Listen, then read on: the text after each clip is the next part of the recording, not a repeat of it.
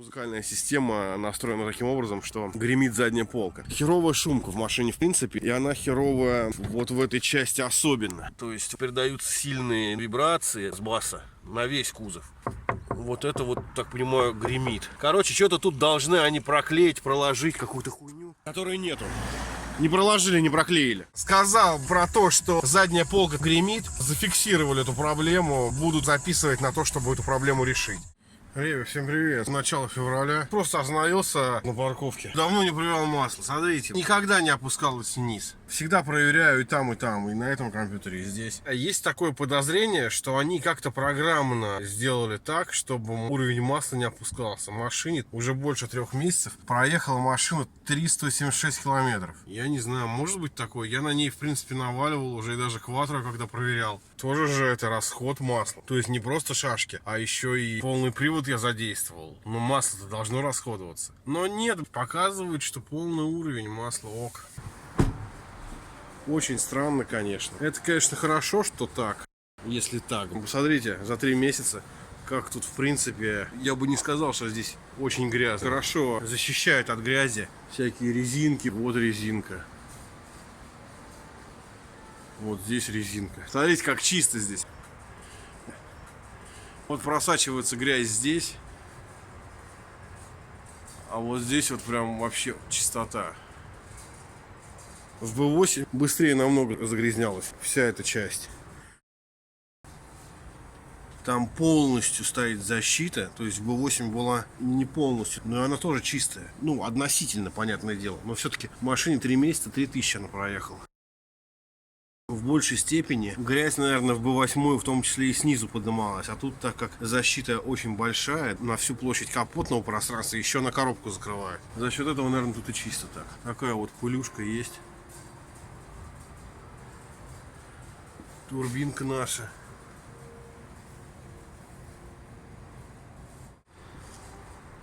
Долил я омывающую жидкость. Кстати, неудобно то, что удобная крышка, наконец, но неудобно вот эта горловина, в нее надо попадать. Вот я пролил. Надо именно целиться попадать. Тут надо было что-то сделать, ее не продолговатую, может быть, а как-то, чтобы она была покруглее, что ли. Ну ладно, это детали уже. Так как нет омывателей, я не знаю почему, но вот именно на моей машине нет омывателей, в принципе. И омывайки хватает, ну, больше, чем на месяц, это точно. Вот я сейчас залил 2-й раз. До этого я заливал, там, может быть, месяца 1,5 назад. А до этого была залита с автосалона еще.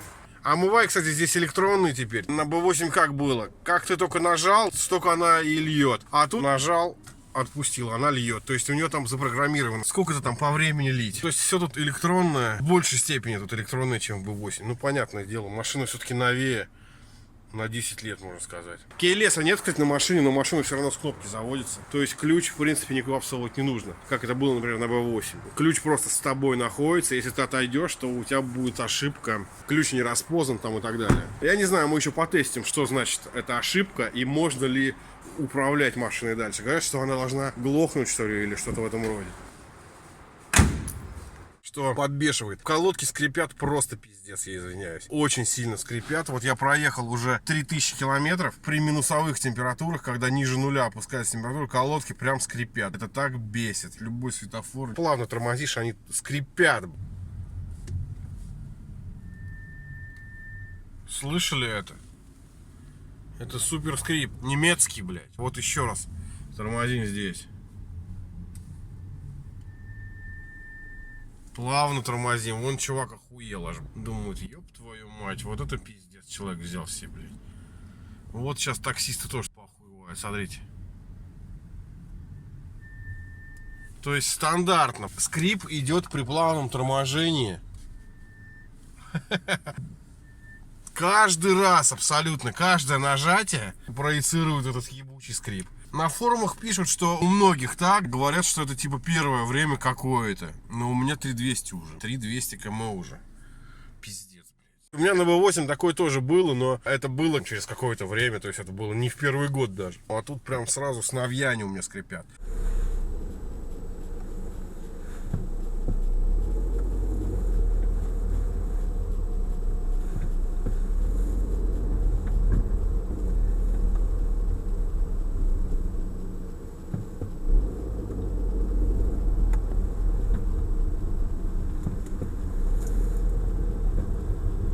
из жалоб.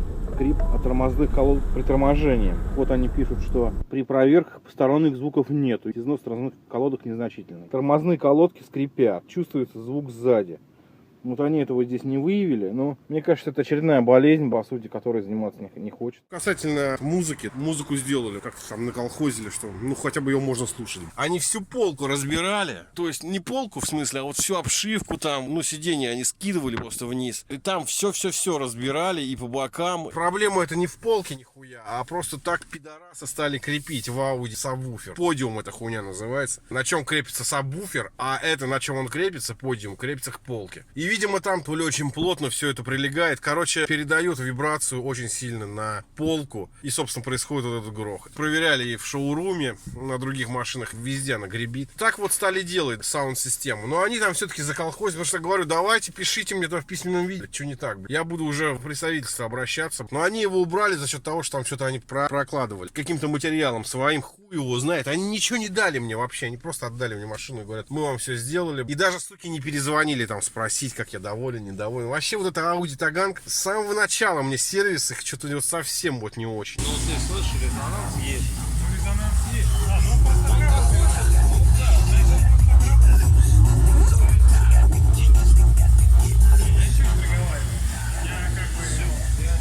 я тебе что-то другого. Не моя специфика, что приговаривать.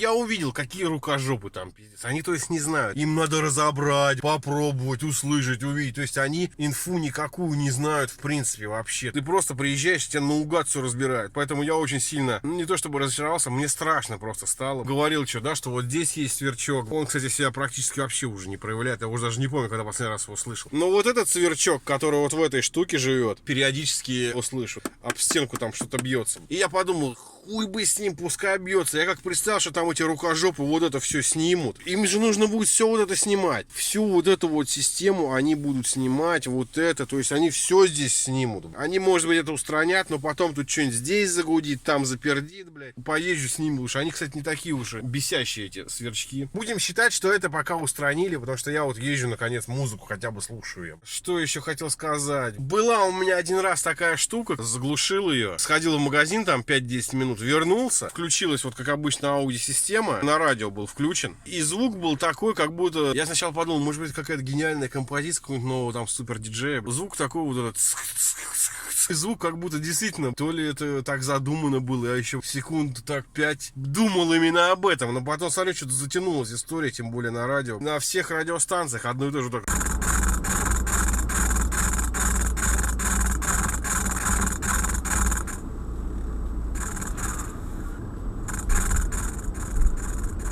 Что за прикол?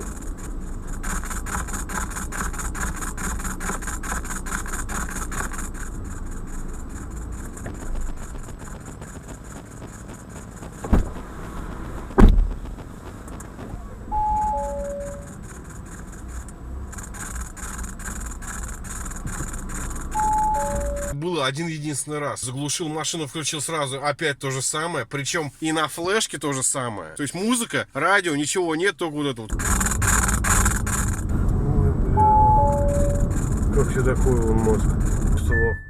Но диск работал. Потом я уже там заехал в другое место. Там я был где-то минут 15 еще, вернулся, и все стало нормально работать. Просто фиксирую такой момент. Я уж подумал, ебаный в рот, что с этой Audi Sound System? Вроде все нормально, сейчас все очень хорошо. Поедем, может быть, сейчас прокатимся по ТТК с кем-нибудь. Мало соперников, ребят.